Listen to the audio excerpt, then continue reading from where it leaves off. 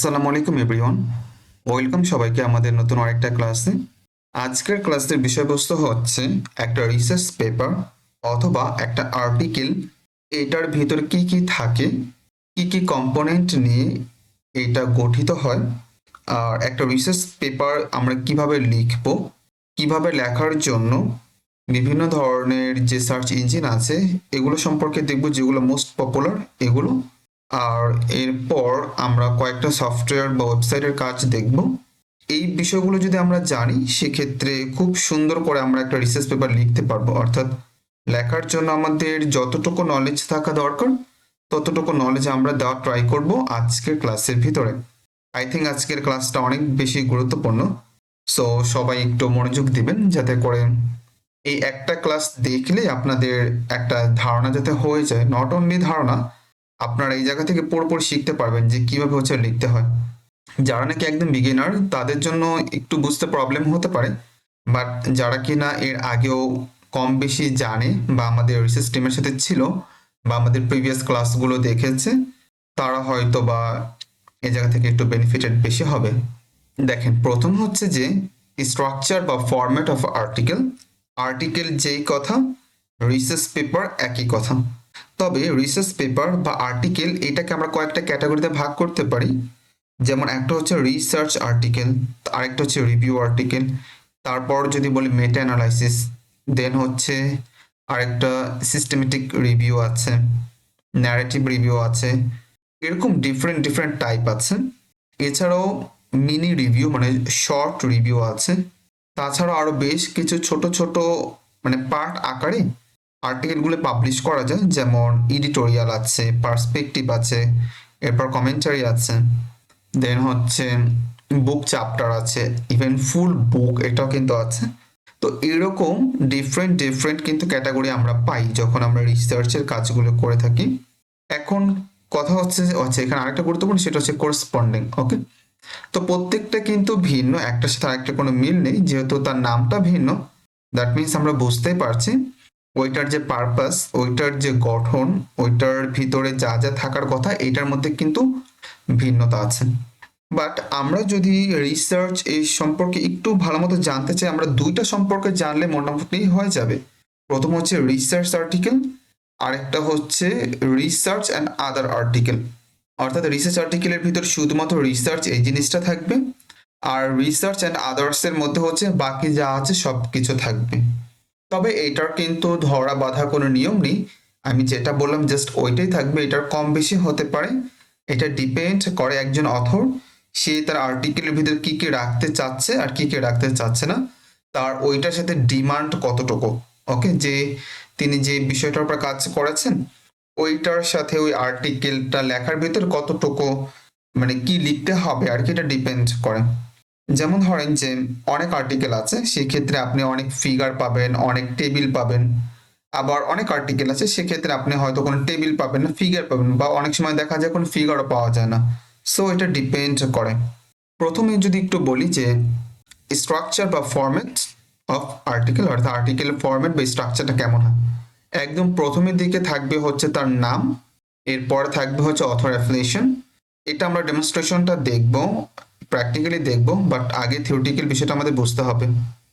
অর্থাৎ অথর নাম থাকবে, অথর নাম বলতে বোঝাচ্ছে আপনার যে নাম এইটা বা আপনার রিসার্চ টিমে যারা আছেন তাদের নাম।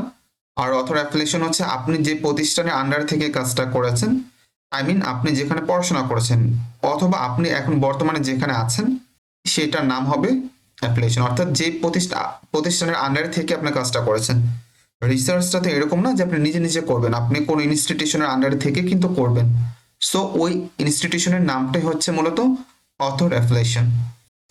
এখন যদি রিসার্চ আর্টিকেল হয় তাহলে এই বিষয়গুলো নর্মালি থাকে আর্টিকেলের ভিতরে। কিছু বিষয় আছে ম্যান্ডেটরি থাকবেই, কিছু বিষয় আছে এটা থাকতে পারে না থাকতে পারে, ডিপেন্ড করে, অর্থাৎ অপশনাল। একইভাবে আদার্স যে আর্টিকেল আছে সেগুলোর ভিতরে এই বিষয়গুলো থাকে, এর মধ্যে কোনো কিছু থাকতে পারে বা নাও থাকতে পারে। কিছু আছে ম্যান্ডেটরি থাকবে, কিছু আছে হচ্ছে অপশনাল, থাকতে পারে না থাকতে পারে, ডিপেন্ড করে। এটা আসলে এক বাক্যে বা এক সেন্টেন্সে বলা পসিবল না যে এর ভিতর এটা এটা থাকবে আর এটা এটা থাকবে না। সো আমরা দেখি যে এক একটা আর্টিকেল এক একটা ডিফারেন্ট বিহেভিয়ার করে। অনেক আর্টিকেল আমরা দেখেছি যে আর্টিকেলের ভিতরে তার একটা ভিডিও দিয়েছে, নর্মালি এটা দেখা যায় না। সো আমি আমাদের ইউটিউব চ্যানেলে গেলে আপনারা পেয়ে যাবেন যে আর্টিকেল, তারা হচ্ছে আর্টিকেল অথর তারা একটা ভিডিওটাকে অ্যাড করে দিয়েছে তাদের আর্টিকেলের ভিতরে। সো নর্মালি কিন্তু হয় না, বাট আমি কিন্তু একটা ব্যতিক্রম পেয়েছি। সো ওইটা একটা ভিডিও আকার আছে, দেখে নিতে পারেন। ইভেন অ্যাবস্ট্রাক্টের মধ্যে নর্মালি কখনো কোনো রেফারেন্স হয় না, বাট আমি এমন আর্টিকেল দেখেছি যে তারা অ্যাবস্ট্রাক্টের ভিতরে রেফারেন্স ইউজ করেছে। তার মানে কি বুঝতে পারলাম? বুঝতে পারলাম হচ্ছে একটা স্ট্যান্ডার্ড ফরম্যাট আছে, এটা সবাই মেনে চলে, বাট কখনো কখনো তার কিছু এক্সেপশনাল কেস স্টাডি কিন্তু থাকে। ওকে, তার মানে আমরা এখন এই যে এইটা সম্পর্কে একটু জানবো। প্রথমত রিসার্চ আর্টিকেলের ভিতরে টাইটেল থাকবে, অ্যাবস্ট্রাক্ট থাকবে, কিওয়ার্ডস থাকবে, মেইন বডি থাকবে, ইন্ট্রোডাকশন থাকবে, মেথড, রেজাল্ট, ডিসকাশন, কনক্লুশন। ওকে, এই বিষয়গুলো কিন্তু থাকবে। ঠিক তার বিপরীতে রিভিউ যে আর্টিকেল বা রিসার্চ বাদে বাকি যে আর্টিকেলগুলো আছে তার ভিতরে টাইটেল থাকবে, অ্যাবস্ট্রাক্ট থাকবে, কিওয়ার্ড থাকবে। ইভেন দেখেন এখানে একটা এক্সট্রা আছে, সেটা হচ্ছে গ্রাফিক্যাল অ্যাবস্ট্রাক্ট। এটা কিন্তু এখানে নর্মালি থাকে না রিসার্চ আর্টিকেলের ভিতরে, বাট যদি অথর চায় তারা অ্যাড করতে পারেন। বাট দেখা যায় যে রিভিউ আর্টিকেলের ভিতর গ্রাফিক্যাল অ্যাবস্ট্রাক্ট এটা মোটামুটি ম্যান্ডেটরি বা এটা থাকে আর কি। এরপর ইন্ট্রোডাকশন, দেন হচ্ছে মেথড। রিভিউ আর্টিকেলের ভিতরে নর্মালি মেথড থাকে না, তবে এটা ডিপেন্ডস করে, অনেক সময় জার্নাল কর্তৃপক্ষ বা এডিটোরিয়াল বোর্ড তার বলে দেয় আপনি এখানে মেথড অ্যাড করেন, তখন আপনাকে এখানে মেথড অ্যাড করতে হবে। এরপর হচ্ছে লিটারেচার রিভিউ।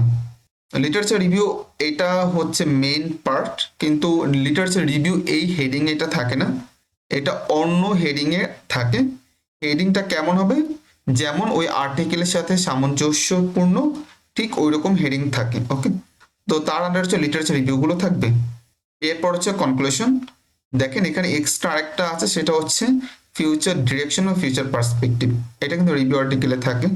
নর্মালি রিসার্চ আর্টিকেলের ভিতরে ফিউচার ডিরেকশন বা ফিউচার পার্সপেক্টিভ আলাদা পয়েন্ট করে থাকে না, তারা দেখা যায় মোস্ট অফ দ্য টাইম কনক্লুশনের ভিতরে অথবা ডিসকাশনের ভিতরে অথবা অ্যাবস্ট্রাক্টের যে লাস্টের লাইনগুলোর দিকে তারা এই ফিউচার ডিরেকশন বা ফিউচার পার্সপেক্টিভ অ্যাড করে দেয়।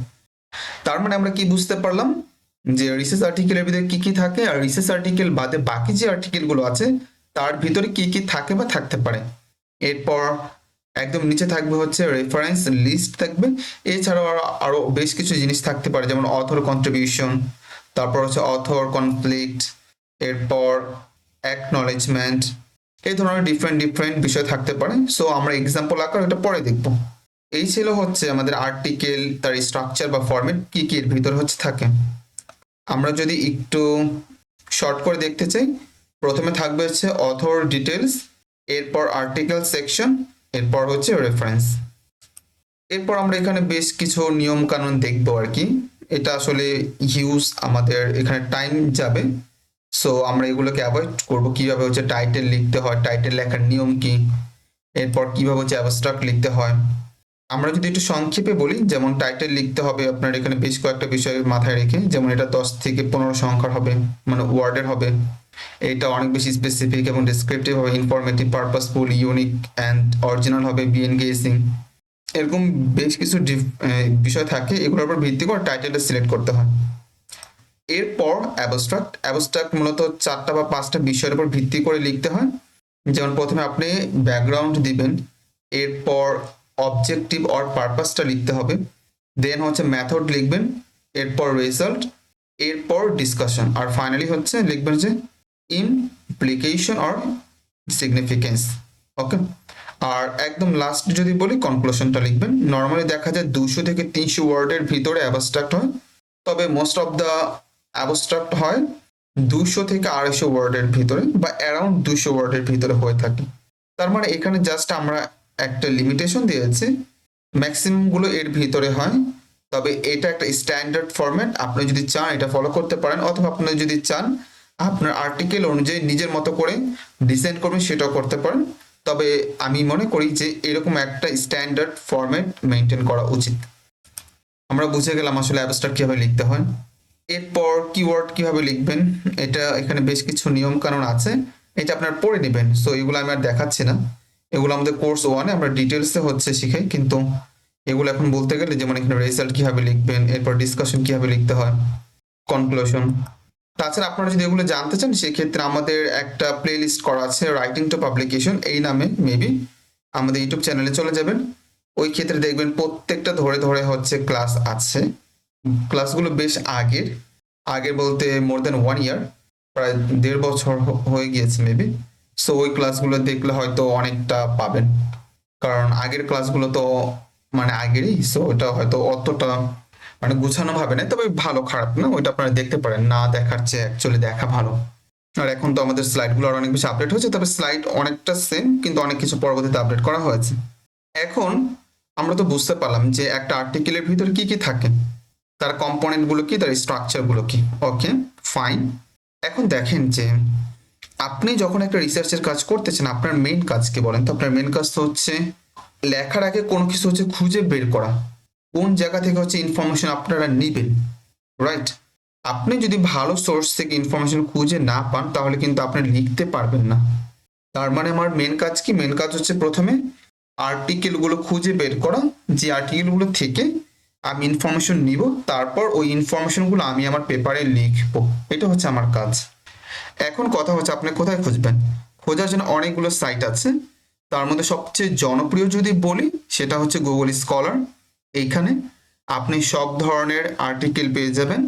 এরপর যদি বলি পাবমেড, এইটা হচ্ছে মেডিকেল সায়েন্সের জন্য খুব ভালো, অর্থাৎ মেডিকেল ব্যাকগ্রাউন্ড থেকে যারা আসে বা ফার্মাসি ব্যাকগ্রাউন্ড অথবা এই ব্যাকগ্রাউন্ডে যারা আছে তাদের সবচেয়ে ভালো ভালো আর্টিকেলগুলো কিন্তু এই পাবমেড এই ইন্ডেক্সিং করা থাকে। সো পাবমেড এই সার্চ ইঞ্জিনে আপনারা পেয়ে যাবেন। এছাড়াও বেশ কিছু জনপ্রিয় সার্চ ইঞ্জিন আছে, তবে ওগুলো অত বেশি ইউজ করা হয় না, যতটা ইউজ করা হয় যে প্রথম তিনটা, অর্থাৎ গুগল স্কলার, এরপর হচ্ছে পাবমেড, এরপর হচ্ছে রিসার্চ গেট। সো এই যে এটা হচ্ছে গুগল স্কলারের যে লোগো যেটা আছে এটা, এরপর এটা হচ্ছে পাবমেড, এটা হচ্ছে রিসার্চ গেট। এছাড়াও আরো বেশ কিছু আছে, আপনারা চাইলে এগুলো ইউজ করতে পারেন অথবা চাইলে অ্যাভয়েড করতে পারেন, ডিপেন্ড করে প্রতিটারই কিছু নির্দিষ্ট ক্রাইটেরিয়া আছে বা প্রপার্টি আছে যেটা আপনাকে ডিফারেন্ট ডিফারেন্ট মানে ফিল দিবে। কারণ সবগুলো যদি সেম হয় তাহলে তো হলো না, প্রতিটারই আলাদা কিছু ফিচার আছে। ওকে, বাট আপনি যদি চান ওই ফিচারগুলো এনজয় করবেন, so you can do that. কি কি আছে? যেমন connected papers, Anna's archive, science direct, এর মধ্যে সায়েন্স ডিরেক্টটা খুব ভালো। এরপর রিসার্চ র্যাবিট আছে, এলিসিট আছে, টাইপসেট, আইও আছে, আইসাইট আছে, সিমান্টিক স্কলার আছে, কনসেনসাস আছে, জেএনডি, এক্সপ্লেন পেপার, হিউমার্টা, পেপার ডাইজেস্ট। এগুলো সম্পর্কে দেখবেন আমাদের একটা প্লে লিস্টে করা আছে, ইউটিউবে গেলে আপনারা পেয়ে যাবেন। Research research article searching and reading maybe এই নামে। ওইখানে গেলে আপনার এই প্রতিটা সম্পর্কে আপনারা জানতে পারবেন, কারণ প্রতিটার উপর ক্লাস ওখানে আপলোড করা আছে। সো ওইটা আপনারা দেখে নিন একটু সময় করে। এর মধ্যে অনেক কিছু হয়তো চেঞ্জ হয়েছে, কারণ ওই ক্লাসগুলো ছিল তো কয়েক বছর আগে, আর টেকনোলজি ডেইলি এটা আপডেট হয়, কয়েকদিন পর পর আপডেট হয়। সো অনেক কিছু মিলতেও পারে, অনেক কিছু ডিফারেন্ট হতেও পারে, বাট আপনাদের এটা অ্যাডজাস্ট করে নিতে হবে। এখন এই যে দেখেন, এই জায়গা থেকে আমরা জাস্ট এখানে কয়েকটা জিনিস দেখবো, তার মধ্যে যেটা আজকে দেখবো সেটা হচ্ছে গুগল স্কলার। বাকিগুলো আমাদের না দেখলেও হবে, ওইটা আপনারা এখানে দেখে নিন, যেহেতু এখানে আমাদের বেশ আরো অনেক কিছু দেখাইতে হবে। গুগল স্কলার, সো আর্টিকেল খোঁজার জন্য সবচেয়ে জনপ্রিয় সাইটগুলোর মধ্যে একটা হচ্ছে গুগল স্কলার, বা বলবো এটা দিয়ে আপনি সব ধরনের কাজ করতে পারেন। যেমন আমাদের অধিকাংশ কাজ, অর্থাৎ আমি যদি বলি 98 থেকে 99% পেপার আমি গুগল স্কলার থেকে খুঁজে বের করি, বা কখনো যদি বলে 100%। সো বুঝতে পারছেন, আপনি যদি শুধুমাত্র একটা সেট ইউজ করেন এনাফ আপনার জন্য, অর্থাৎ এর থেকে বেশি দরকার হবে না, আমার দরকার হয় না, সো আশা করি আপনার দরকার হবে না। সো এখানে হচ্ছে আপনারা লিখবেন গুগল স্কলার। ওকে, এখানে অলরেডি লেখা আছে, আমরা এখানে ক্লিক করছি। এরপরে যদি একটু ভেতরে দেখে যাই আজকে কি নেটওয়ার্ক ইস্যু করবে কিনা। দেখেন গুগলের নতুন একটা প্রোডাক্ট লঞ্চ করেছে, a new way to search, try scholar lab. এটা কিন্তু আগে ছিল না, এটা কিন্তু এখন চলে আসছে। এরপর এই যে এআই পাওয়ার স্কলার সার্চিং, সো এরকম নিউ নিউ ওরা চেঞ্জ করে, সেগুলো আগে ছিল, যেমন এখানে ল্যাব, এটা আগে ছিল না, আগে ছিল মাই profile and my library, but এখানে নতুন করে এটা কিন্তু তারা অ্যাড করে দিয়েছে। সেজন্য বললাম যে এটা ডে বাই ডে চেঞ্জ হয়। এখন আমাকে একটু বলেন তো আপনারা কি নিয়ে কাজ করতে চান, আমাকে একটা টপিক বলেন। সো আমি ওইটা দিয়ে আপনাদেরকে একটা পেপারের কিছু অংশ লিখে দেখাই যে কিভাবে একটা রিসার্চ পেপার লিখতে হয়। আমি তাহলে আমার নিজের মতো করে একটা শুরু করি। এটা হচ্ছে ওকে, দিচ্ছি আমি জিকা ভাইরাস ইনফেকশন। আমি চাই জিকা ভাইরাস নিয়ে কাজ করতে। এটা আবার কি আসলো এখানে? এটা তো এরকম আগে আসতো না। দেখেন, যখন আমরা এখানে সার্চ করলাম জিকা ভাইরাস ইনফেকশন, আমি চাই যে জিকা ভাইরাসের উপর রিসার্চ করতে। সো আমার মেন কাজ হচ্ছে এই রিলেভেন্ট হচ্ছে পেপারগুলো খুঁজে বের করা। যখন এটা আমরা সার্চ করলাম তখন এখানে অনেক পরিমাণ পেপার চলে আসছে। এখানে একটা জিনিস দেখে আপনাদের, দেখেন আমাদের এটা কিন্তু স্ক্যানিং করা হচ্ছে, দেখতে পাচ্ছেন, চেকিং পারফর্ম। এটা আমি একটা গুগল এক্সটেনশন এখানে ইউজ করছি।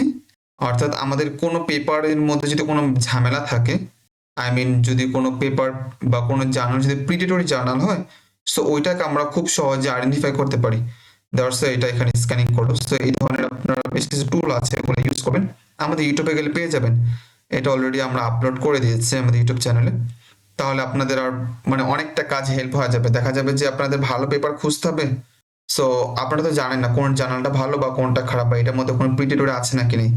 সো এটা বোঝার জন্য সবচেয়ে ভালো হচ্ছে এই ধরনের বেশ কিছু এক্সটেনশন আছে, যেটা ইউজ করবেন, এটা করলে হয়ে যাবে। এই এক্সটেনশনটার নামটা হচ্ছে কি যেন, এটা এক্স্যাক্টলি এখন মনে নেই আমার, একটু দেখে নিই আমি।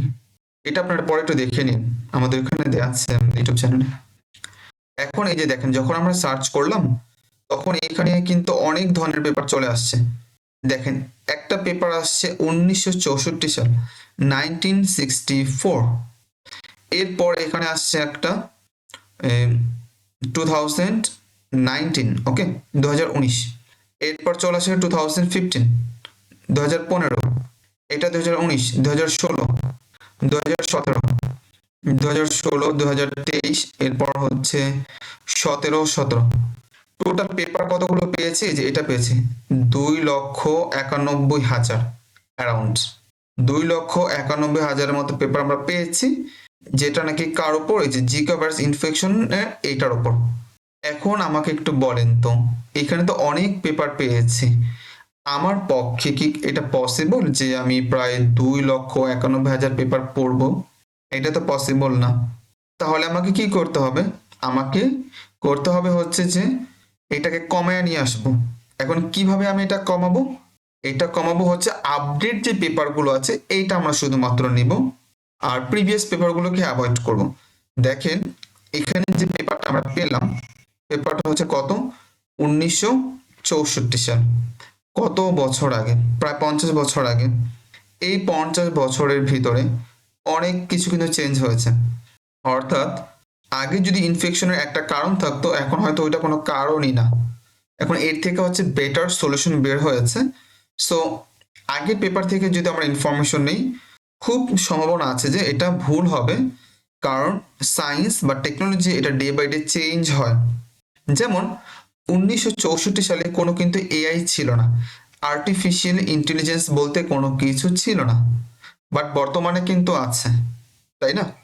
এখন আমি যদি আর্টিফিশিয়াল ইন্টেলিজেন্স নিয়ে যদি কাজ করতে চাই, তাহলে কি, আমি যদি অনেক আগে দেখা গেছে যে একটা কিছু ম্যানুয়াল প্রসেসের মাধ্যমে করতে হতো, কিন্তু বর্তমানে ওইটা ওইভাবে করতে হয় না, ওইটা artificial intelligence I mean AI দ্বারা খুব ফাস্ট করা যায়। এখন আমরা যদি ওই আগের ইনফরমেশন দিয়ে যদি বর্তমানে একটা যদি পেপার লিখি, তখন যদি বলি যে এখন আমাদের এইভাবে গুগলে গিয়ে সার্চ করে করে বের করতে হবে, তাহলে তো এটা হলো না, এটা তো এক হিসেবে রং, তাই না? It is one kind of error বা মিস্টেক। আমাকে কি করতে হবে, আপডেট যেটা আছে এইটা থেকে ইনফরমেশন নিতে হবে। কারণ কি, কারণ এখন আমরা সরাসরি গুগলে গিয়ে কোনো কিছু সার্চ করি না। আমরা কি করি, আমরা চ্যাট জিপিটিতে যাই, ডিপসিক, জেমিনাই, তাছাড়া আছে অনেকগুলো আছে, যেমন গ্রক আছে, ক্লোড আছে। এই ধরনের যে প্ল্যাটফর্মগুলো আছে, হয়তো সামনে আরো অনেকগুলো চলে আসবে অ্যাডভান্স টেকনোলজি, সেগুলোর মাধ্যমে আমরা সার্চ করি। ওইখানে কোনো কিছু লিখলে সরাসরি আমরা পেয়ে যাই। তার মানে আমাকে বুঝতে হবে যে আমরা কি করতে পারি না, যে আগের কোনো পেপার থেকে ইনফরমেশন নিতে পারি না। সো আমরা কি করবো, এই জায়গা থেকে রিসেন্ট পেপার যেগুলো আছে জাস্ট আমরা ওগুলো দেখবো। আমরা কি চাই, আমরা চাই হচ্ছে যে আপডেট ইনফরমেশন নিতে। আপডেট বলতে বোঝাচ্ছি বর্তমান বছর, তার আগের 2-3 বছর আমরা পিছনে যাব, এগুলো যদি আমরা নিই এনাফ আমাদের জন্য যথেষ্ট। বা কিছু জিনিস আছে যেগুলো হয়তো আমাদের একটু প্রিভিয়াসলি যেতে হবে, সেটা ভিন্ন, ওইটার পরিমাণটা হয়তো খুবই কম হবে। এখন এটাকে আমরা কিভাবে করব? ভেরি সিম্পল, যেটা আমরা এর আগে দেখিয়েছিলাম। কাস্টমার যাব, কাস্টমার যাওয়ার পর আমি জাস্ট 2025 আমি চাই জানুয়ারি মাস থেকে আজকে নভেম্বর, এই 11 মাসে যতগুলো পেপার পাবলিশ হয়েছে শুধুমাত্র সেগুলো দেখবো, বাকিগুলো আমরা দেখবো না। সো আমরা এই কাজটা করবে যে এখানে ওকে 2025 লিখে সার্চ করব। দেখতে পাচ্ছেন 2025-এ তাও কত আছে? 10,600-র মতো পেপার আছে। আগে ছিল 2,91,000 আর এখন হচ্ছে কত? 10,600। তার মানে আমি যদি শুধুমাত্র এই জানুয়ারি থেকে আজকে নভেম্বর পর্যন্ত এই বিষয়ের উপর যতগুলো পেপার পাবলিশ হয়েছে শুধুমাত্র এই পেপারগুলো পড়তে চাই, সেক্ষেত্রেও আমাকে কতগুলো পেপার পড়তে হবে? প্রায় এই যে এটা প্রায় 10,600-র মতো পেপার পড়তে হবে। বাট এটা কি আমার পক্ষে পড়া পসিবল? এটা আমার পক্ষে পড়া পসিবল না। বাট আমার কিছু করার নাই, আমাদের এখন এই জায়গা থেকে যে পেপারগুলো সবচেয়ে বেশি রেলিভেন্ট এটা আমরা পড়বো, অথবা এটার মধ্যে যে পেপারগুলো সবচেয়ে ভালো, যেমন ল্যান্ডসেট এটা খুব ভালো, বা এটার ইম্প্যাক্ট ফ্যাক্টর খুব ভালো, এটা নেচার এই পাবলিশার খুব ভালো, এটা হচ্ছে নেচার এটা খুব ভালো, ফ্রন্টিয়ার্স এটা মোটামুটি বা মিডল অর্ডারে আছে, এরপর টেইলর ফ্রান্সিস এই পাবলিশার খুব ভালো, এটা আবার নেচার এটা খুব ভালো, এমডিপি এটা মিডল অর্ডার বা খুব একটা বেশি ভালো না। এগুলোকে যেগুলো ভালো এটা আমরা নিব, আর যেগুলো ভালো না বলতে বোঝাচ্ছে যে মানে অতটা ভালো না, বা এগুলোর কম্পেয়ারে যদি করি তাহলে এটা অতটা ভালো না, সো ওগুলোকে আমরা অ্যাভয়েড করব। বাট আমরা যদি চাই ইনফরমেশন নিতে পারি, কোনো প্রবলেম নাই। এটা আমরা কিভাবে বুঝবো যে কোনটা ভালো কোনটা খারাপ, কোনটা ইম্প্যাক্ট ফ্যাক্টর বেশি বা কম? আমাদের ইসে যাবেন, ইউটিউব চ্যানেলে যাবেন, যাওয়ার পর ওইখানে দেখবেন আপনি বেশ কিছু এক্সটেনশন আছে, ওগুলো আপনারা ইউজ করবেন। ওগুলো যদি ইউজ করেন তাহলে অটোমেটিক এখানে আপনাকে শো করে দেখাবে যে এই জার্নালের ইম্প্যাক্ট ফ্যাক্টর কত, এই জার্নালের র্যাঙ্কিং কত, এটা কি Q1 র্যাঙ্কিং নাকি Q2 নাকি Q3 নাকি Q4। সো ওই অনুযায়ী হচ্ছে আপনার সেটা জায়গাতে সিলেক্ট করতে পারবেন। আপনারা যদি চান ওইটা ইউটিউব চ্যানেল থেকে দেখে নিন, তাও যদি বুঝতে না পারেন আমাকে বলবেন, আমি নেক্সট ক্লাসে দেখাই দিব এটা। সো ওইটা না বোঝার কোনো কিছু নেই, একদম সিম্পল, ওইটার আপনারা ইউজ করতে পারবেন। যেহেতু আমি নিজে থেকে জানি, দ্যাটস আমাকে এটা ইউজ করতে হয় না। যেমন আমি এখানে দেখে বলে দিতে পারছি যে কোনটা কি, যেমন এই যে এটা মোটামুটি ভালো। তারপর হচ্ছে আমরা যদি একটু নেক্সটে যাই, যেহেতু আমার এক্সপিরিয়েন্স আছে আপনাদের যেহেতু নেই, সো আপনারা ওটা করতে পারবেন। যেমন হচ্ছে এটা কি স্প্রিঞ্জার এই পাবলিশারটা খুব ভালো। এরপর এই জায়গা থেকে ল্যান্ডসেট এটা তো বললাম এটা বেস্ট। এরপর সায়েন্টিফিক রিপোর্ট এই জার্নালটা আমাদের পেপারই আছে, এটা ন্যাচারাল একটা জার্নাল, এটাও খুব ভালো, এরকম আর কি। এরপর টেইলর ফ্রান্সিস পাবলিশার খুব ভালো, এই প্রতিটা জায়গায় আমাদের পেপার আছে। এরপর হচ্ছে যে এটা আপনার নাম উইলি অনলাইন লাইব্রেরি, এটা কিন্তু জার্নাল নাম না, এটা পাবলিশার নাম। একটা পাবলিশারের অনেকগুলো জার্নাল থাকে, আর পাবলিশারগুলো জার্নালগুলোকে পাবলিশ করে। যাই হোক, এটা ডিফারেন্ট ডিসকাশন। সো এটা খুব ভালো, এই জায়গা থেকে আপনি চাইলে ইনফরমেশন নিতে পারেন। আর একটা সায়েন্টিফিক রিপোর্ট যেটা বললাম, এই জায়গা থেকে যেগুলি বেস্ট পেপার বা যেগুলো সবচেয়ে relevant to your work, so you can take this. Now suppose I want to take the information from this paper. First we need to read this. যেমন আমি যদি এটা থেকে ইনফরমেশন নিতে চাই, আমার ফার্স্ট কাজ হচ্ছে এটা পড়া, এটা আমাকে পড়তে হবে। ওকে ফাইন, কোনো প্রবলেম নেই। আমরা একটু ওপেন করি, দেখেন এটা কিন্তু ওপেন হয়েছে। এখন আমি এটা পড়বো, বাট পড়ার আগে আপনাদেরকে কয়েকটা বিষয় একটু ক্লিয়ার করি। এটা হচ্ছে একটা রিভিউ, রাইট? রিভিউ একটু দেখি আর একটু ভালো মতো। এখানে মেথড আছে, রেজাল্ট আছে। আপনি যদি এই সাইটটা দেখেন তাহলে এটা দেখতে রিসার্চ আর্টিকেলের মতো, বাট এটা কিন্তু রিসার্চ আর্টিকেল না, এটা হচ্ছে রিভিউ আর্টিকেল। তারা অলরেডি এখানে লিখে দিয়েছে এটা একটা রিভিউ আর্টিকেল, বাট এখানে তারা দেখেন যে জিনিসগুলো শো করছে এটা কিন্তু রিসার্চ আর্টিকেলের মতো। আমরা প্রথমে কি বলেছিলাম? আমরা বলেছিলাম যে এখানে থাকবে হচ্ছে টাইটেল। সো টাইটেল দেখতে পাচ্ছে এটা। এরপর এটা হচ্ছে অথর নেম, এখানে অনেকজন অথর আছে। এরপর এটা হচ্ছে অথর ইনফরমেশন, যেটাকে আমরা বলেছিলাম অ্যাফিলিয়েশন। এটা যদি ক্লিক করি দেখেন প্রতিটা অথরের যে তারা কোন কোন ইনস্টিটিউশন থেকে বিলং করে এটা কিন্তু শো করছে। যেমন এখানে অথর 1, এই যে 1, তিনি হচ্ছে কি department of epidemic and pandemic, এই যে এটা। এরপর ওয়ার্ল্ড হেলথ অর্গানাইজেশন সুইজারল্যান্ড, তিনি এই জায়গা থেকে আছেন আর কি, দায়িত্বে আছেন। আর এই যে ওনার পাশে দেখেন একটা ছোট একটা আছে, কি বলে এটাকে, একটা স্টার মার্ক আছে। এটার মানে হচ্ছে তিনি কোরেসপন্ডিং অথর। কোরেসপন্ডিং অথর মানে হচ্ছে সুপারভাইজার, অর্থাৎ আপনি যাদের সাথে কাজ করবেন, যাদের আন্ডারে কাজ করবেন, ওই সুপারভাইজার, অর্থাৎ যে সুপারভাইজার আপনাকে সুপারভাইজ করবে, যে পেপারটাকে সাবমিট করবে, যে আপনাকে অলওয়েজ গাইড করবে, উনি হচ্ছে আপনার সুপারভাইজার। আর উনি পেপারটা যেটা সাবমিট করবে, সো উনি অটোমেটিক কিন্তু করেসপন্ডিং অথর হয়ে যাবে। আর দেখেন এখানে অনেকগুলো কিন্তু অথর আছে, কিন্তু কারো উপরে কিন্তু এই জিনিসটা নেই, শুধুমাত্র ওনার উপর আছে। দ্যাটস আমরা বলতে পারি উনি হচ্ছে করেসপন্ডিং অথর। এটা কিন্তু আরেকজনের উপর থাকতে পারতো, সো তিনি করেসপন্ডিং অথর হতেন।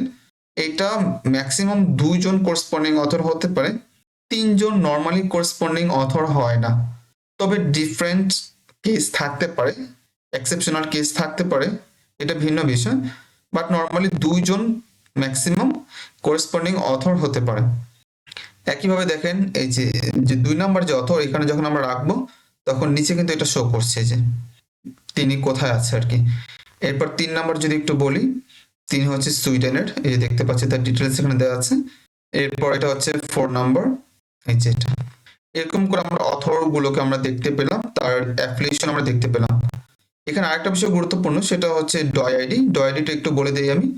ডয় আইডি হচ্ছে একটা পেপারের আপনার মানে ইউনিক একটা আইডি। যেমন আমাদের বাংলাদেশের প্রত্যেকজনের ন্যাশনাল আইডি কার্ড আছে, ইভেন প্রত্যেকের ন্যাশনাল আইডি কার্ডটা কিন্তু ডিফারেন্ট, অর্থাৎ একজনের নাম্বারের সাথে আরেকজনের নাম্বার কিন্তু কোনো মিলে না। ঠিক সেইম ভাবে আমরা যদি জানতে চাই এই আর্টিকেলটা কোনটা, জাস্ট ওইটার যদি ডয়ারিটা পাঠিয়ে দেওয়া হয়, তাহলেই খুব ইজিলি রিকগনাইজ করা পসিবল যে এই আর্টিকেলটা আসলে কোনটা। কারণ অনেক সময় দেখা যায় যে নামটা অনেক সিমিলার থাকে। যেমন ধরেন যে এই বিষয়ের উপর বা জিকা ভাইরাস ইনফেকশনের উপর প্রায় কতগুলো পেপার পাবলিশ হয়েছে, 2 লক্ষ প্রায় 91,000-এর মতো পেপার পাবলিশ হয়েছে। তার মানে এটা হওয়াটা খুবই স্বাভাবিক যে একটা টাইটেলের সাথে আরেকটা টাইটেল মানে 100% না মিললেও অনেক অংশ কিন্তু মিলে যাবে, তাই না? কারণ একটা টাইটেলের মধ্যে টোটাল ওয়ার্ড হতে পারে ধরে নিচ্ছি ম্যাক্সিমাম 15টা। কারণ 15টা ওয়ার্ডের ভিতরে যখন আপনারা কম্বিনেশন করবেন, তখন 2 লাখ 3 লাখ যখন কম্বিনেশন হবে, তখন কিন্তু খুব সম্ভাবনা আছে যে মিলে যাবে। বাট এই যে ডয় আইডি, এটা কিন্তু কখনোই মিলবে না। সো এই ডয় আইডির মাধ্যমে আমরা যে কোনো একটা আর্টিকেলকে ডিফারেন্সিয়েট করতে পারি। এরপর দেখেন এখানে থাকবে হচ্ছে অ্যাবস্ট্রাক্ট, এটা মাস্ট থাকবে যেটা আমরা বলেছি। এরপর ইন্ট্রোডাকশন থাকবে, এগুলো সবগুলো আমাদের এখানে বলা ছিল। এরপর এখান থেকে আমি দেখি এরপর method and material and method. এটা আমি কিন্তু বলেছিলাম যে রিভিউ আর্টিকেলে নর্মালি কিন্তু এগুলো থাকে না, বাট অনেক সময় থাকতে পারে, ডিপেন্ড করে ভিন্নতা। সো প্রথমে যেটা আমরা ওপেন করেছি এটা অ্যাকচুয়ালি এক্সেপশনাল, আমরা পরে আরো কয়েকটা এক্সাম্পল দেখাবো, প্রবলেম নেই। এরপর দেখেন এখানে রেজাল্ট আছে, ডিসকাশন আছে, এরপর যে অ্যাকনলেজমেন্ট। একদম শেষের দিকে চলে আসলাম আমরা। এই যে এটা হচ্ছে আমাদের কনক্লুশন পার্ট, সেটা বেশ বড় আর কি, উপর দিকে যে লাভ নেই। এই যে এটা হচ্ছে অ্যাকনলেজমেন্ট। এইটা কি? এটা হচ্ছে এমন একটা সেগমেন্ট বা পোর্শন, যেমন আপনি যখন একটা আর্টিকেল পাবলিশ করবেন, আপনাকে তো টাকা পে করতে হবে। উইদাউট মানি জার্নাল তো আপনার কোনো পেপার পাবলিশ করবে না। একটা পাবলিশ করতে কত টাকা লাগে? একটা পেপার পাবলিশ করতে অনেক টাকা। অনেক টাকা বলতে কত টাকা? ডিপেন্ড করে, কখনো 2 লাখ 3 লাখ 4 5 6 7 লাখ টাকা পর্যন্ত হতে পারে। এটা অনেক সময় ফ্রিতেও করা যায়। তবে ফ্রিতে করলে প্রবলেম কি? প্রবলেম হচ্ছে এটা ওপেন অ্যাক্সেস থাকে না, এটা ক্লোজ অ্যাক্সেস। যেহেতু ক্লোজ অ্যাক্সেস, সাইটেশন সংখ্যা খুব কম থাকে, আর সাইটেশন সংখ্যা কম এটাতে কেউ চায় না normally, right? That's why always try করে সবাই যাতে ওপেন অ্যাক্সেসে পেপার পাবলিশ করতে, যাতে সবাই ডাউনলোড করতে পারে, পড়তে পারে। আর ক্লোজ অ্যাক্সেসে কেউ ডাউনলোড করতে পারে না, পড়তেও পারে না, যার কারণে সাইটেশন কম হয়। আর ওপেন অ্যাক্সেসে ক্লোজ অ্যাক্সেসে কেউ ডাউনলোড করতে পারে না, পড়তে পারে না, যার কারণে সাইটেশন কম হয়। আর তার বিপরীত দিকে ওপেন অ্যাক্সেস, ওপেন মানে বুঝতে পারছি খোলা, সবাই ডাউনলোড করতে পারে, পড়তে পারে, সবাই সাইটেশনও করে, তার মানে সাইটেশন বাড়ে অনেক দ্রুত, অনেক ফাস্ট বাড়ে। আর সাইটেশন এটা অনেক গুরুত্বপূর্ণ একটা বিষয়, এটা আমরা সবাই জানি, এসেনশিয়াল পার্ট। এখন এই যে আপনি যখন পেপারটা পাবলিশ করবেন, আপনাকে তো টাকা পে করতে হবে। কি পে করবে? আপনি নিজে পে করবেন। এখন কথা হচ্ছে আপনি তো স্টুডেন্ট, আপনি তো নিজে পে করবেন না। তখন দেখা যায় এই রেসপন্সিবিলিটিটা নেয় আপনার যে সুপারভাইজার আছে তিনি।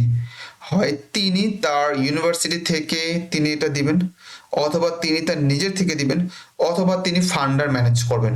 ফান্ডার মানে কি? ফান্ডার মানে অন্য ইউনিভার্সিটির প্রফেসর, তারা এটাকে পে করে দিবে, এই টাকাটা দিয়ে দিবে তারা তাদের ফান্ড থেকে, রিসার্চ ফান্ড থেকে অথবা ইউনিভার্সিটি থেকে। এর বিনিময়ে তারা এই জায়গার নাম নেবে। সো তারা যে ফান্ড থেকে টাকাটা দিবে, ওই ফান্ডিং ইনফরমেশন যেটা আছে ওইটাই হচ্ছে মূলত এই যে এটা অ্যাকনলেজমেন্ট। I think clear. এরপর রেফারেন্স আমরা সবাই জানি, বলেছিলাম রেফারেন্স লিস্ট থাকবে। যে দেখেন এখানে রেফারেন্স লিস্ট আছে। রেফারেন্স লিস্টের পর এখানে আর বেশ কিছু জিনিসপত্র থাকা উচিত ছিল, হয়তো এখানে শো করছে না। এখানে অথর কনফ্লিক্ট আছে নাকি এটা থাকবে, অথর কন্ট্রিবিউশন থাকবে, যেমন এই যে কোন অথর কি কাজ করেছে না করেছে তার একটা কন্ট্রিবিউশন থাকবে, একদম নিচের দিকে ওটা থাকে। হয়তো আমরা অন্য কোনো আর্টিকেলে বিষয়টা দেখতে পাবো। তার মানে আমাদের এই বিষয়টা ক্লিয়ার হয়ে গেল যে একটা আর্টিকেলের ভিতরে কি কি থাকে বা আসা বিষয় এই সম্পর্কে। এখন এই ক্ষেত্রে আমি একটু বলে দিই আপনাদেরকে, যেটা এটা ওপেন করেছে। সাপোজ আমি যদি চাই একটা কিছু লিখতে লিখতে তখন আমার কি করতে হবে? এই জায়গা থেকে ইনফরমেশন নিতে হবে। আপনাদের একটু ক্লিয়ার করে আমি বোঝাই বিষয়টা কেমন আসলে। দেখেন এই যে অ্যাবস্ট্রাক্ট, এখানে কিন্তু কোনো রেফারেন্স নাই। যেহেতু এটা কোনো রেফারেন্স নাই, সেহেতু আমরা বুঝতে পারছি যে এই অ্যাবস্ট্রাক্ট এটা হচ্ছে এই যে অথর যারা আছেন তাদের নিজস্ব লেখা, তারা নিজে এটা লিখেছে, যার কারণে এখানে কোনো ধরনের রেফারেন্স নেই। যেহেতু এখানে কোনো রেফারেন্স নেই, আর যেহেতু এই অ্যাবস্ট্রাক্টটা এই অথর তার নিজেরা লিখেছে, তার মানে হচ্ছে আমি যদি এই জায়গা থেকে কোনো ইনফরমেশন নেই, তাহলে আমাকে রেফারেন্স হিসেবে এই পেপারের রেফারেন্সটা ইউজ করতে হবে, যেহেতু এটা এই পেপারের মেইন অংশ বা তারা এটা নিজেরা লিখেছে। ওকে, কিন্তু আমি যদি অ্যাবস্ট্রাক্ট থেকে কোনো ইনফরমেশন না নিয়ে এই জায়গা থেকে নিতে চাই বা অন্য যে কোনো জায়গা থেকে নিতে চাই, তাহলে দেখবো প্রতিটা জায়গার জন্য রেফারেন্স আছে ডিফারেন্ট ডিফারেন্ট। যেমন আমি যদি এইটুকু অংশ নিতে চাই, সাপোজ এইটুকু অংশ, তাহলে সেক্ষেত্রে কিন্তু আমরা আমাদের মূল যে পেপার আছে এইটার রেফারেন্স দিতে পারবো না। আমরা কি করব? আমরা এই যে দেখেন এইটার পর একটা রেফারেন্স দেওয়া আছে, এটা দেখতে পাচ্ছেন, এটা কিন্তু আরেকটা পেপার, এই পেপার রেফারেন্সটা ইউজ করতে হবে। একইভাবে আমি যদি এই জায়গা থেকে সাপোজ এইটুকু অংশ নিতে চাই, সেক্ষেত্রে আমরা কিন্তু এই মূল পেপার রেফারেন্স ইউজ করব না। কেন করব না? কারণ এই পোর্শনটুকু হচ্ছে এই যে রেফারেন্স তারা অলরেডি দিয়ে দিয়েছে। তার মানে আমাকে কি করতে হবে? এইটুকু ইনফরমেশন নিলে এই রেফারেন্সগুলো ইউজ করতে হবে। দেখেন এখানে টোটাল 3টা রেফারেন্স আছে, 10, 11, 12। এখানে 10 আছে, এরপর 12 আছে। আমরা চাইলে সরাসরি এই জায়গা থেকে নিতে পারি, গুগল স্কলার থেকে নিতে পারি, অথবা এটা কপি করতে পারি, অথবা এখানে যদি ক্লিক করি তাহলে একদম নিচের দিকে আমাকে নিয়ে যাবে, ওই জায়গা থেকে আমরা করতে পারি।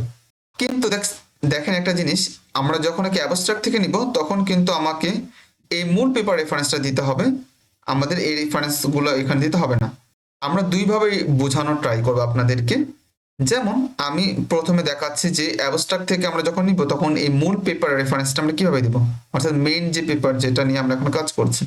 সাপোজ আমি চাই এইটুকু অংশ আমি নিব আমার পেপারের মধ্যে ইউজ করব। আমার কাজকে এটাকে কপি করা, কপি করে আমি যদি ওয়ার্ড ফাইলে সরাসরি নিয়ে যাই, এটা একটা প্রবলেম কি? অর্থাৎ অন্য একজনের লেখা বা কাজ আমি সরাসরি নিজের কাজে ইউজ করেছি, যেটাকে বলা হয় প্লাগারিজম বা প্লাজারিজম প্রনাউন্সিয়েশন। ওকে, এটা দেখে নেবেন আর কি, দুইটাই অলমোস্ট কারেক্ট, তবে প্লাজারিজম এটা মোস্ট মানে ভালো আর কি। এখন আমাদের কাজ কি? আমাদের কাজ হচ্ছে এটা লেখা। এখন কথা হচ্ছে আমি যদি এটা লিখি, এটাকে আমরা লিখতে পারবো? উত্তর হচ্ছে না, আমরা এটা পারবো না। কেন পারবো না? কারণ হচ্ছে এটা তো আমাদের নিজেদের লেখা না, আমরা এটা অন্য জায়গা থেকে ডিরেক্ট কপি করে নিয়ে আসছি। যেহেতু কপি করে নিয়ে আসছি, আমার কাজ হচ্ছে এই জিনিসটাকে চেঞ্জ করা, অর্থাৎ এই জিনিসটার মিনিংটা সেম থাকবে, কিন্তু এইটার মানে সেন্টেন্সের স্ট্রাকচারটা ডিফারেন্ট হয়ে যাবে। একদম সহজ করে আপনাদেরকে বোঝাই। সাপোজ আমি স্কুলে যাই, স্কুলে আমি যাই, যাই আমি স্কুলে, এই তিনটার অর্থ কিন্তু সেম, কিন্তু তার স্ট্রাকচার কিন্তু ডিফারেন্ট। ওকে, ঠিক সেম ভাবে আপনার এখানে কি করবেন? আপনার এখানে অর্থটা হচ্ছে সেম রাখবেন, কিন্তু সেন্টেন্সের স্ট্রাকচারটা ডিফারেন্ট করবেন। কিভাবে করবেন? সিনোনিমস ইউজ করবেন, তাহলে এটা হয়ে যাবে। যেমন ইনক্রিজ মানে কি? বৃদ্ধি করা। যদি ইনক্রিজ থাকে আপনি এখানে কি দিতে পারেন? আপনি এখানে দিতে পারেন এনহেন্স। এনহেন্স মানেও কিন্তু বৃদ্ধি করা। এরপর প্রমোট করা, এর পরিবর্তে আপনি কি দিতে পারেন? ইমপ্রুভ। অর্থাৎ আপনার কাজ হচ্ছে সিনোনিমস ইউজ করা, অ্যান্টোনিমস ইউজ করা। তাহলে একই জিনিস, তার মিনিংটা সেম থাকবে কিন্তু ওয়ার্ডটা চেঞ্জ হয়ে যাবে। যেহেতু ওয়ার্ড চেঞ্জ হয়ে যাবে, তার মানে আর কোনো প্রবলেম নাই, প্লাগারিজমটা কমে গেল। প্লাগারিজম মানে হচ্ছে চৌর্যবৃত্তি, বা আর যদি সহজ করে বলি চুরি করা। যেমন এই লেখাটা যখন আমরা কোনো জায়গা থেকে নিয়ে আসছি, এটা কিন্তু চুরি করা হয়েছে, ওই জায়গা থেকে সরাসরি কপি করেছে, এটা করা যাবে না। এখন কথা হচ্ছে এটাকে আরো কিভাবে করতে পারি আমরা চেঞ্জ। যেমন যদি অ্যাক্টিভ সেন্টেন্স থাকে এটাকে আপনি প্যাসিভ করতে পারেন।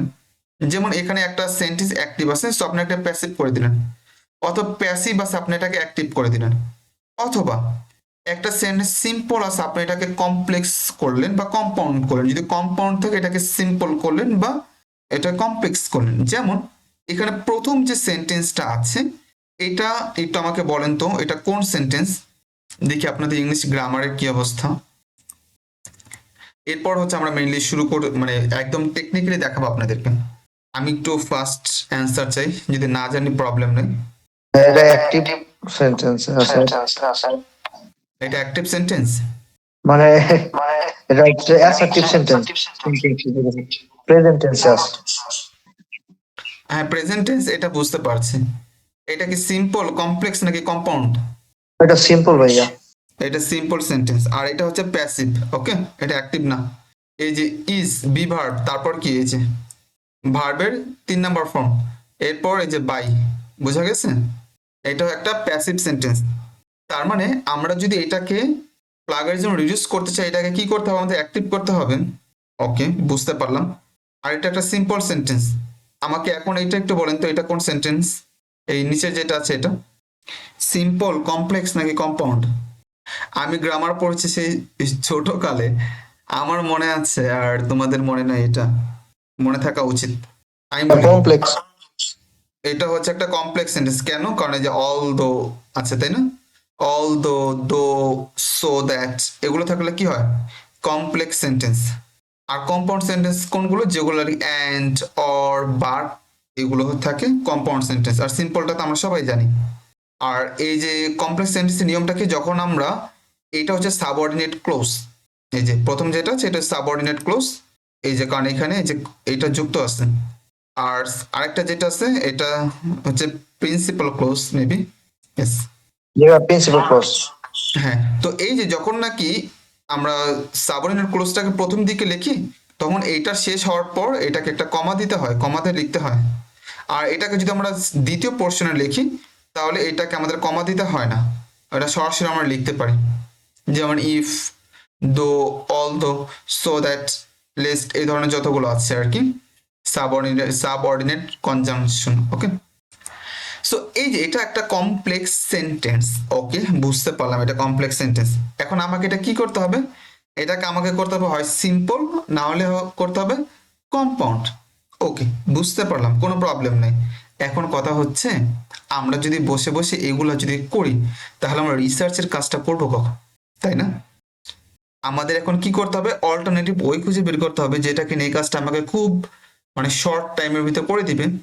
আর এইটা করার জন্যই আমরা একটা টুল ইউজ করবো, যেটা আমরা বলি কুইলবোর্ড। এখন আপনাদেরকে আমি এই জিনিসটাকে একদম লাইভ দেখাই। এটা তো এখানে একটা আছে, তাই না? জাস্ট এটাকে আমরা একটা কপি করলাম। কপি করার পর আমরা চলে যাব এই জায়গা থেকে হচ্ছে কুইলবোর্ডে যাব। কুইলবোর্ড আপনারা চাইলে এটা ফ্রিটা ইউজ করতে পারেন, আমি প্রিমিয়ামটা ইউজ করি। এটা টাকাতে হচ্ছে কিনতে হয়, বাট ফ্রিটা ইউজ করা যায়। আপনারা নর্মাল অ্যাজ ইউজুয়াল কাজ করবেন, সো ফ্রিটা এনাফ আই থিঙ্ক।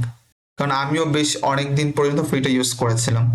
এখন যেহেতু অনেক কাজ করতে হয় দেখে প্রিমিয়ামটা ইউজ করি আজকে কয়েক বছর হলো। এখানে আসবেন, এটা হচ্ছে একটা টুল। আপনারা আমাদের এটার উপর একটা আছে দেখবেন, একটা প্লেলিস্ট, হ্যাঁ প্লেলিস্ট আছে কুইলবোর্ড বা প্যারাফ্রেজিং এর, ওইটা একটু দেখে নেবেন। সেক্ষেত্রে এটা সম্পর্কে ডিটেলসে হচ্ছে পেয়ে যাবেন, কোনটা কি বা এইসব সম্পর্কে ডিটেলসে। এখানে আসবেন, এখানে আসার পর এটা পেস্ট করবেন যেটা কপি করেছেন। এরপরে যে দেখেন এখানে প্যারাফ্রেজ আছে, প্যারাফ্রেজ মানে হচ্ছে তো সবাই আমরা জানি অনেকটা মানে রিরাইট এরকম একটা মিনিং দেয়। সো আপনার কাজ হচ্ছে জাস্ট এটাতে ক্লিক করা। এখন ডান পাশে আপনাকে রেজাল্টটা শো করবে।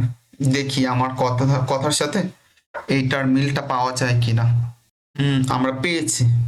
দেখেন এটা যদি একটু নিয়ে আসি আমরা, এই যে এটা একটু কপি করে নিয়ে আসি, তারপর আপনাদেরকে একটা জিনিস বোঝাই আর কি। দেখেন এটা প্রথমে ছিল হচ্ছে একটা প্যাসিভ, তাই না? প্যাসিভ সেন্টেন্স, ওরা এটা কি করেছে অ্যাক্টিভ সেন্টেন্স। দেখতে পাচ্ছেন যে এটা কিন্তু অ্যাক্টিভ। কিন্তু দ্বিতীয়টার ক্ষেত্রে একটু খেয়াল করেন, ওরা এখনো কিন্তু এটাকে কি রেখেছে যে কমপ্লেক্স সেন্টেন্স রেখেছে, কিন্তু তারা কিন্তু অনেক সিনোনিমস ইউজ করেছে, তাই না? এটাকে আমরা চাইলে অন্যটাতে কনভার্ট করতে পারি, কোনো প্রবলেম নেই। কারণ এখানে যদি আমরা এটাকে আবার করি, প্যারাফ্রেজ করি, তাহলে এটা আবার চেঞ্জ হয়ে যাবে। আপনাদেরকে দেখাই আমি আরেকবার করে। এই যে হচ্ছে, দেখেন যখন আমরা আরেকবার করলাম তখন এটা কিন্তু আবার তারা প্যাসিভটাকে কিন্তু প্যাসিভই করে দিয়েছে। সো এটাকে আমরা যদি একটু নিয়ে আসি। আচ্ছা, এটা নেওয়ার আগে আরেকটা জিনিস দেখে আপনাদেরকে, দেখেন ওরা যে যে ওয়ার্ডগুলোকে চেঞ্জ করেছে সেগুলো কিন্তু তারা আপনার রেড কালার করে দিয়েছে।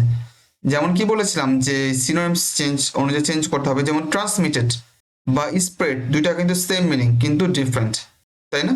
দেখেন রেড কালার করে দিয়েছে। ট্রান্সমিট মানে কি এক জায়গা থেকে আরেক জায়গা হচ্ছে যাওয়া, স্প্রেড মানে কি ছড়িয়ে পড়া, সেম মিনিং। এরপর প্রাইমারি, এই যে প্রাইমারিলি আর আরেকটা হচ্ছে মেইনলি, দুইটা কিন্তু সেম, তার মানে এটাও কিন্তু তারা প্যারাফ্রেজ করেছে। এরপর এখানে ইউজুয়ালি, ইউজুয়ালি কোনটার এগেনস্টে প্যারাফ্রেজ করেছে একটু দেখি তো।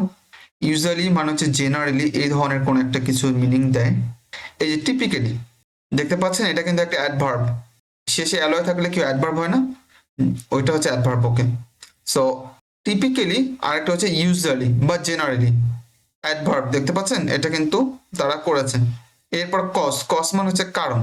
এখানে কি ছিল কজিং, আইএনজি যুক্ত ছিল, আর এখন কি হয়েছে আইএনজি যুক্ত ছাড়া আছে, এটা চেঞ্জ হয়েছে। এরপর এখানে হচ্ছে প্রেগনেন্সি রিলেটেড ইনফেকশন, দেখি এখানে এটা কি ছিল, প্রেগনেন্সি রিলেটেড ইনফেকশন ছিল, কিন্তু আচ্ছা এখানে ছিল ইনফেকশন ডিউরিং প্রেগনেন্সি, তার মানে ডিফারেন্স আমরা দেখতে পাচ্ছি আগে পরে পিছিয়ে এরকম করে তার একটা করে দিয়েছে। সো এইভাবে হচ্ছে মেইনলি প্যারাফ্রেজটা আপনি করবেন। এখন যেই জিনিসটাকে আপনাকে আরেকটু মনে হবে যেটাকে মডিফাই করা উচিত, লাইক আপনার কাছে মনে হচ্ছে এই সেন্টেন্সটা ভালো হয় নাকি, এটা আমি আরেকবার চাই, সো আপনি এটাকে আরেকবার প্যারাফ্রেজ করবেন। উত্তর হচ্ছে না, আপনি আরেকবার প্যারাফ্রেজ করবে না। আপনি এটা না করে করবেন কি, এই জায়গা থেকে একটা অপশন আছে, এই মোড়ে যাবেন, মোড়ে যাওয়ার পর সামারিতে যাবেন, সামারিতে যাওয়ার পর এই লাইনটাকে সামারি করবেন। এটাকে আমরা সামারি করলাম, এই যে জাস্ট আমরা সামারিতে ক্লিক করব। এখন এইটাকে খুব সুন্দর করে সামারি করে দিবেন। দেখতে পাচ্ছেন এখন লাইনটা কিন্তু খুব সুন্দর হয়েছে। আগে ছিল কত ওয়ার্ড, 29 ওয়ার্ড, এখন হচ্ছে 24 ওয়ার্ডস। এখন আপনি এইটাকে জাস্ট নেবেন। এখন এটা কিন্তু আর আগের মতো ওইরকম না, আগে এটা কি ছিল কমপ্লেক্স সেন্টেন্স, এখন এটা কিন্তু কমপ্লেক্স সেন্টেন্স না, এটা হয়েছে কম্পাউন্ড সেন্টেন্স। খেয়াল করেছেন এই যেখানে অর যুক্ত হয়েছে। এখন আপনি এটা এখানে দিয়ে দিবেন। এখন দেখেন যে উপরে যেটা আছে, এখানে আরেকটা বিষয় আপনার দেখাই, যখন আপনারা রিসার্চ পেপার লিখবেন তখন হচ্ছে গ্রামারলি দিয়ে গ্রামার কারেকশন করা হয়।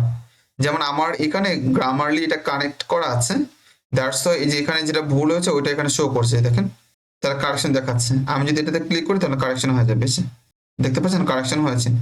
সো গ্রামার কারেকশন করার জন্য গ্রামারলি সফটওয়্যার ইউজ করবেন। এটা প্রিমিয়াম বা ফ্রিটা দুইটাই পাওয়া যায়।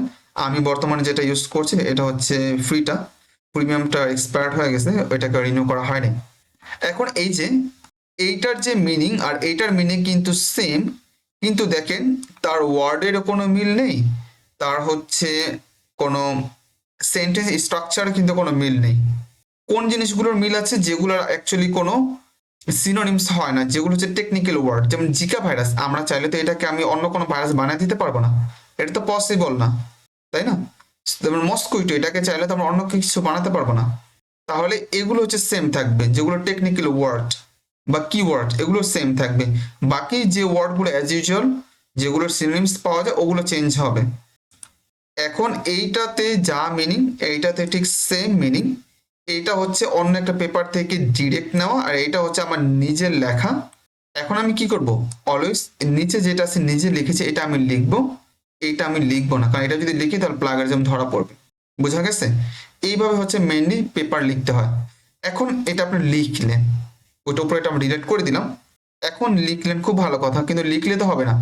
এই যে ইনফরমেশনটা আমরা নিলাম কোন পেপার থেকে নিয়েছি, এটার মেইন সোর্স কোনটা, এই যে এটা না, এই যে এই পেপার থেকে নিয়েছি। এখন আপনাকে কি করতে হবে জানেন, এই পেপারের সাইটেশনটা ইউজ করতে হবে, মানে এই পেপার রেফারেন্স ইউজ করতে হবে।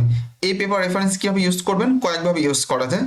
যেমন এই জায়গা থেকে একটা গুগল স্কলার বাটন অ্যাড করে নেবেন আপনারা। এটা হচ্ছে একটা এক্সটেনশন, ক্রোম এক্সটেনশন, এখানে ক্লিক করবেন। এখানে ক্লিক করার পর এই পেপারটা ওপেন হবে, দেখতে পাচ্ছেন এই পেপারটা এখানে ওপেন হচ্ছে। এরপর জাস্ট এখানে সাইটে যাবেন, সাইটে যাওয়ার পর এই জায়গা থেকে জাস্ট এটা কপি করে দিয়ে দিতে পারবেন। এখানে অনেকগুলো রেফারেন্স স্টাইল আছে, ভ্যানকোভার, হার্ভার্ড, তারপর শিকাগো, এরপর এপিএ, অনেক স্টাইল, যেমন আমাদের ড্যাফোডিল হচ্ছে এপিএ স্টাইলটা ফলো করে। যেটা ইচ্ছা আপনি নিতে পারেন, কোনো প্রবলেম নেই, সেম কথা। আপনি চাইলে সরাসরি এটা এখানে নিতে পারেন, কপি করে বসাতে পারেন। কিন্তু আপনি যদি এভাবে কাজ করেন এটা তো লেন্দি প্রসেস। আপনি কি করবেন, এটা করবেন না। আপনি তার বিপরীতে এখানে এই নোট সফটওয়্যার দিয়ে রেফারেন্সটা ইনপুট দিবেন। এই যে এই নোট সফটওয়্যার, এটা দিয়ে রেফারেন্স ইনপুট দিবেন। এই নোটের উপর আমাদের একটা প্লেলিস্ট করা আছে, ওইটা কাইন্ডলি দেখে নেবেন, কারণ আমরা আজকে যদি এই নোট দেখাতে যাই, কারণ এটার উপর আমাদের আলাদা একটা ক্লাস থাকে, তাহলে এটা আসলে অনেক, মানে আমরা ক্লাসগুলো শেষ করতে পারবো না শেষ পর্যন্ত। সো এটা হচ্ছে একটু কষ্ট করে দেখে নেবেন, এগুলো আমাদের অন্য যে কোর্স ওইখানে হচ্ছে থাকে ডিটেলসে। যাক, তো এই আপনার কাজ হচ্ছে এইটা হচ্ছে দেখা আর কি। এই নোট দিয়ে করতে পারেন, সরাসরি ভাবে করতে পারেন। এই নোটটা করলে অনেকগুলো ফ্যাসিলিটি পাওয়া যায়, যেটা হয়তো পরে আমরা একসময় বলবো। এখন একটা কাজ করি, এই জায়গা থেকে আমরা এন নোট দিই। এই নোটে যখন আপনি ক্লিক করবেন, তখন এই যে বারবার এমন হচ্ছে, এটা এতদিন তো এটা হয়নি। এই যে দেখেন এটা ডাউনলোড হয়েছে, আপনি এটাতে ক্লিক করবেন। এটাতে ক্লিক করার পর এই নোট সফটওয়্যারটা ওপেন হয়ে যাবে, যেহেতু আমার এখানে ইনস্টল করা আছে, দ্যাটস এটা ওপেন হয়েছে। এর পরের কাজ হচ্ছে এটা ইনপুট দিয়ে দিবেন এই জায়গা থেকে সরাসরি, এটা কেটে দিচ্ছে। এরপর আপনি রেফারেন্সটা কোথায় ইনপুট দিতে চান, যেহেতু এইটা হচ্ছে এইটুকু পোর্শনের জন্য আমরা নিয়েছি, তো এই যে একদম লাস্টে ফুল স্টপের আগে একটা স্পেস দিবেন, এরপর কার্সরটা এখানে রাখবেন। আমরা চাই এইখানে হচ্ছে ইনপুটটা দিতে। সো কার্সরটা এখানে থাকবে, এখানে থাকা অবস্থায় এই যে যেটা এখানে নিয়ে আসছেন আপনি, এটাতে ক্লিক করবেন। ক্লিক করার পর দেখেন এখানে প্রথমে আপনার এখানে সামারিতে থাকবে, এরকম করে থাকবে, বাট আপনি এই জায়গা থেকে একটু এডিটে যাবেন কষ্ট করে।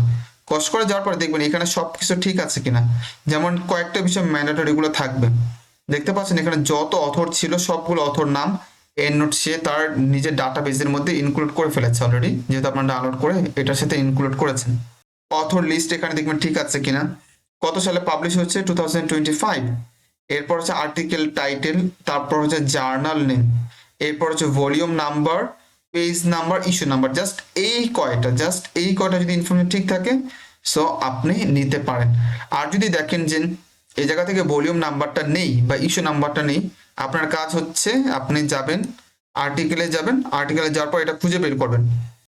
এই যে দেখেন এখানে কিন্তু দেয়া আছে পেজ নাম্বার, যে এটা হচ্ছে তার পেজ নাম্বার কত, 1026 থেকে 1035। এইটা হচ্ছে তার issue, sorry page number. Maybe আমরা একটু চেক করি। এই যে দেখেন তার পেজ নাম্বার হচ্ছে এটা। পেজ নাম্বারটা আপনি এই জায়গা থেকে একটা কাজ করতে পারেন, এইখানে এইভাবে না দিয়ে এখানে একটা ভুল আছে, এখানে হবে কত থেকে কত, দেখেন এখানে কিন্তু তার এটা ভুল করেছে। আমি এটা চেক করে ভালো হয়েছে, দেখেন এটা কপি করবেন, এটা তার পেজ নাম্বার এত থেকে এত। দেখি তো এখানে আরো আছে নাকি, যদি আরো না থাকে সেক্ষেত্রে পেজ নাম্বার হবে এটা। হ্যাঁ, এই যে এটা হবে তার পেজ নাম্বার, যেটা আমি এখানে বসিয়ে দিলাম। বসানোর পর এরপর দেখবেন তার ইস্যু নাম্বার 5 এটা ঠিক আছে কিনা। ইস্যু নাম্বার 5, এই যে দেখেন ব্র্যাকেটের মধ্যে যেটা দেওয়া আছে এটা হচ্ছে ইস্যু নাম্বার 5। আরেকটা এখানে কি দেওয়া আছে, এখানে আছে কত আপনার 112, এটা মেবি তার ভলিউম নাম্বার। দেখেন ভলিউম নাম্বার 112, দেখতে পাচ্ছেন, তার মানে সবকিছু ঠিক আছে। যেহেতু সবকিছু ঠিক আছে এরপর সেভ দিবেন, যেহেতু আপনি চেঞ্জ করেছেন। আর যদি সবকিছু ঠিক থাকতো তাহলে আপনাকে সেভ করতে হতো না, সরাসরি ইনপুট দিয়ে দিতে পারতেন। এখন আপনার কাজ হচ্ছে সেভ দিবেন, এখন সেভ হচ্ছে। যেহেতু সেভ হয়েছে এরপর আপনি এই জায়গা থেকে সামারিতে যাবেন। অলরেডি দেখেন এটা সেভ হয়েছে, দেখতে পাচ্ছেন। এবার সামারিতে যাবেন, এরপর এই যে এটা সিলেক্ট করা আছে বা সিলেক্ট করা না থাকলে সিলেক্ট করবেন। এরপর এই যে এখানে সাইটের যে অপশনটা আছে, এই যে কমার মতো দেখতে পাচ্ছেন, এখানে ক্লিক করবেন। দেখেন এখন ইনপুট হয়ে যাবে, অলরেডি ইনপুট হয়েছে, দেখতে পাচ্ছেন। এই যে এই ক্ষেত্রে একটু ডিপ কালার দেখাচ্ছে, আর এটা হচ্ছে রেফারেন্স লিস্ট, এটা হচ্ছে আপনার মেইন রেফারেন্স লিস্ট। রেফারেন্সটা নীল কালার হয় তাই না? এখানে তো নীল হয়নি। রেফারেন্স নীল কালার হবে কেন? ও ওইটা রেফারেন্সে না, ওইটা হচ্ছে জার্নালে আপলোড করার পর, অথবা ওইটার আচ্ছা সাথে যখন নাকি মানে গুগল আছে না, গুগল কালেক্ট করা হয়, মানে করা হয়, মানে কানেক্ট করা হয়। আমি একটু দেখাচ্ছি এক্সাম্পল। এই যে রেফারেন্স কিন্তু এইটুকু দেখা যাচ্ছে, এইটুকু হচ্ছে রেফারেন্স। কিন্তু এগুলো যে হাইপার লিঙ্ক করা, যেমন গুগল স্কলার, পাবমেড, এরপর হচ্ছে ডয়েডি, যেগুলো হাইপার লিঙ্ক করা ওগুলো হচ্ছে এরকম ব্লু কালার দেখাবে। আর বাকি রেফারেন্স যেটা আছে, রেফারেন্সগুলো কি থাকবে, ব্ল্যাক কালার। এটাই হচ্ছে এই যে এটা। এখন এটা করার সুবিধা কি, এটার করার সুবিধা হচ্ছে যে কোনো ভাবে আমরা এটাকে চেঞ্জ করতে পারি। যেমন এখানে কি আছে, ওয়ান আছে না, এখানে ওয়ান আছে। এখন আমি যদি চাই এটাকে চেঞ্জ করবো জার্নাল অনুযায়ী, সেক্ষেত্রে যে এর নোট এখানে অপশনে যেতে হবে। এখানে আই ত্রিপলি দেওয়া আছে, আমি যদি আই ত্রিপলি না দিয়ে, এই ক্ষেত্রে অনেকগুলো জার্নাল এখানে অ্যাড করা আছে। আপনাদের এগুলো থাকবে না, এগুলো অ্যাড করে নিতে হয়, যেটা আপনার লাগবে ওটা অ্যাড করবেন। কিভাবে অ্যাড করবেন, ভেরি সিম্পল। ইউটিউবে চলে যাবেন, আমাদের প্লে লিস্ট আছে এর নোটের উপর, ওইখানে যাবেন। ওইখানে একটা ভিডিও দেওয়া আছে, ক্লাস আছে, খুব শর্ট একটা ক্লাস, কয়েক মিনিটের, ওইটা দেখে নেবেন। তাহলে বুঝে যাবেন কিভাবে এই নোটে জার্নালের নাম অ্যাড করতে হয়। এখানে বাই ডিফল্ট কিছু দেওয়া থাকবে। সাপোজ আপনি চান অথর ডেট এই অনুযায়ী করতে, সো এটাতে ক্লিক করবেন। দেখেন এখন এটা চেঞ্জ হবে, দেখতে পাচ্ছেন। আগে ছিল এখানে ওয়ান, এখন এখানে ওয়ানের পরিবর্তে কি হয়েছে, অথর ডেট, যেটা আপনি সিলেক্ট করেছেন যেখানে অথর ডেট। আর এখানে ওয়ান নেই, এখানে কিন্তু অন্যভাবে আসছে রেফারেন্স স্টাইলটা। একইভাবে আপনি এখানে চান অন্য একটা রেফারেন্স স্টাইল করতে, লাইক আপনি চান যে কেমিস্ট্রি বায়োডাইভার্সিটি এটা করতে, এই জার্নাল আপনার পেপার সাবমিট করেছেন, সো আপনার উচিত এই জার্নালের মতো রেফারেন্স স্টাইল করে দেন হচ্ছে পেপারটা সাবমিট করা। দেন আপনি কি করবেন, এটাতে ক্লিক করবেন। দেখুন ওই জার্নাল অনুযায়ী চেঞ্জ হবে, দেখতে পাচ্ছেন ওই জার্নাল অনুযায়ী চেঞ্জ হয়েছে। এখন এই জার্নাল থেকে পেপার রিজেক্ট হয়েছে, এখন আপনি চান অন্য একটা জার্নাল পেপার সাবমিট করতে, কোনো প্রবলেম না। আপনি কোথায় চান, ধরে নিচ্ছে আপনি চান বায়োমেডিসিন অ্যান্ড ফার্মাকোথেরাপিতে সাবমিট করতে। এটা আপনি এখানে অ্যাড করবেন। কিভাবে অ্যাড করবেন, ইউটিউব থেকে দেখে নেবেন, আমাদের চ্যানেলে এটা আছে। এই জায়গা থেকে আপনি এখানে জাস্ট ক্লিক করবেন, দেখতে পাচ্ছেন ওই জার্নাল অনুযায়ী চেঞ্জ হয়েছে। সো এইটাই হচ্ছে তার সুবিধা। এখানে দেখুন একটা রেফারেন্স, কিন্তু এখানে যখন আপনার 200-300 রেফারেন্স হবে, তখন এইটার অ্যাকচুয়াল বেনিফিট আপনি নিতে পারবেন। একইভাবে আপনি যদি এটা রেফারেন্সটা অ্যাড করেন, অনেকগুলো রেফারেন্স এরকম করে অ্যাড করেন, মাঝখান থেকে কোনোটা যদি ডিলিট করে দেন, তাহলে নিচেরগুলো অটোমেটিক আপডেট হয়ে যাবে। বা কোনো কিছু যদি অ্যাড করেন মাঝখান থেকে, তাহলে নিচেরগুলো অটোমেটিক আপডেট হয়ে যাবে। বাট আপনি যদি ম্যানুয়ালি দেন, তাহলে এই ফ্যাসিলিটিগুলো আপনি পাবেন না। সো আপনাকে এই নোটের কাজটা একটু ভালো মতো শিখতে হবে, হ্যান্ডেল করতে হবে। আই থিঙ্ক আপনারা বুঝতে পেরেছেন আর কি, কিভাবে হচ্ছে একটা আর্টিকেল লিখতে হয়, ইনফরমেশন খুঁজে বের করতে হয়, আর কিভাবে হচ্ছে রেফারেন্সিংটা করতে হয়। এখন দেখেন আরেকটা জিনিস দেখাই আমি, তাহলে হয়তো আমাদের ক্লাসটা শেষের দিকে আমরা চলে যাব। যেমন এটা তো আমরা বুঝতে পারলাম যে এই জায়গা থেকে যদি ইনফরমেশন নেই, তাহলে হচ্ছে এই যে এইটা রেফারেন্সটা আমরা দিব, মূল পেপারের রেফারেন্স। এটা কয়েকভাবে খুঁজে বের করা যায়। এক হচ্ছে আপনি এই জায়গা থেকে খুঁজে বের করতে পারেন, এখানে যদি অ্যাড করে রাখেন, অথবা আপনি যদি ব্যাকে যান, তাহলে এই জায়গা থেকে আপনি করতে পারেন। সাপোজ আপনি এই আর্টিকেলটা আপনি একটু ব্যাকে যান, এই যে এই ছিল আর্টিকেল, তাই না? আপনি এই জায়গা থেকে যদি সাইটে যান, তাহলে কিন্তু এই আর্টিকেলের রেফারেন্সটা আপনি দিতে পারবেন। লোডিং হচ্ছে, একটু ওয়েট করি। দেখেন এই জায়গা থেকে জাস্ট আপনি সাইটে ক্লিক করবেন। আচ্ছা, এখানে হচ্ছে আমরা অনেক বেশি পরিমাণ ইনপুট দিয়েছি, তো দ্যাটস ওয়াই এটা কাজ করতেছে না, প্রবলেম নেই। এখানে যখন আপনি সাইটে ক্লিক করবেন, ঠিক সেম ভাবে আপনি এই নোটটা পেয়ে যাবেন, এই নোটে ক্লিক করবেন, বাকি সব যা আছে সেম ওইভাবে করতে পারবেন। এখন এটার ভিতরে ঢুকে আপনাদের আরেকটা জিনিস দেখাই আমি। এটা তো আমরা বুঝতে পারলাম যে এই জায়গা থেকে ইনফরমেশন কিভাবে নেবেন। এখন যদি আপনি চান যে এই জায়গা থেকে সাপোজ এইটুকু ইনফরমেশন আপনি নিতে চান, অথবা আপনি চান যে এইটুকু ইনফরমেশন নিতে, সেক্ষেত্রে আপনি কি করবেন, এই মূল পেপার রেফারেন্সটা ইউজ করবেন না। আপনি করবেন কি, এখানে যে এইটুকু পোর্শনের জন্য যে রেফারেন্সটা দেওয়া আছে এইটা ইউজ করবেন। এটা কত নাম্বার, 8 নাম্বার রেফারেন্স। দেখেন এখানে যখন আপনি কার্সরটা রাখবেন, তখন এটা শো করবে। এই জায়গা থেকে সরাসরি আপনি গুগল স্কলারে ক্লিক করবেন, ওইখানে চলে যাবে। অথবা এটা কপি করে নিয়েও করতে পারেন। এটা এটা কি লেখা, এটা তো বুঝতে পারছেন আমি। এই ক্যাপচা ওই যে I am not a robot, যেটা পিকচার সিলেক্ট করতে হতো, ওইটা এখন এইভাবে আসতেছে ভাই, লেখা তো এটা বোঝা যায় না। এটা সবার ওখানে কি সেম নাকি?